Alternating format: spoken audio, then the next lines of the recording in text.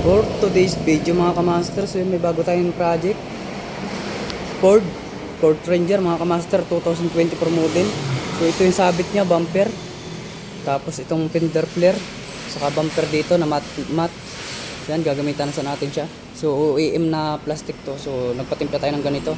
Kasi mamat clear natin mga kamaster. So ayun yung tama niya.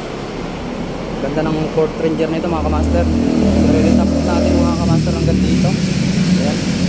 Kulay orange siya. 2024 model mga kamaster. Bagong bago, nasabitan agad. Ayan. So re-retouch natin. Pinatimpla na natin to. Ang ginamit nating materials is computerized. Ayan siya. So yun ang ginagamit natin mga kamaster sa mga ganitong modelo. So hindi tayo nagamit ng Ansal Weber na yan. Puro tayo computerized mga kamaster. Ng Challenger ang kulay. Ayan. So let's go mga kamaster. Prepare muna natin to. Let's go. So yan mga kamaster. So yun na-prep na natin. So pa-primer na natin yung mga kamaster. Spot primer. Ayan mga kamaster, let's go, primer na natin yan.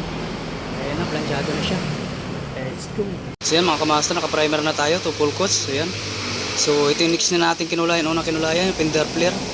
Tapos yung bumper niya, matte yan. Kung ano yung original, ganoon pa rin yung ating pagkalapat. So ito naman yung next natin. So hindi ko na tinuloy yung pagbiblend kasi mag-isa lang ako nagbi-video. Mahirap mag-video mga kamaster na nagsusulo. So ayun yung ginawa nating bumper naman, kulay orange. Pinatayo lang natin yung matte clear. Tapos yan naman ang sinunod natin para ma-layoutan natin na maayos. Mirror finish yan mga kamaster. Ayan. Dito retop coat lang tayo dyan. Ayan. Napapansin nyo maganda yung lapat natin ng clear coat o full coats lang mga kamaster. Ayan. Ganyan tayo mag clear coat.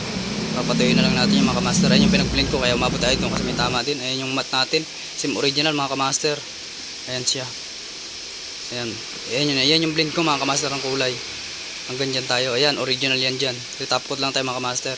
Diyan muna yan sa oven, patuyuin. Dito muna matatapos ang video mga kamaster. Let's go!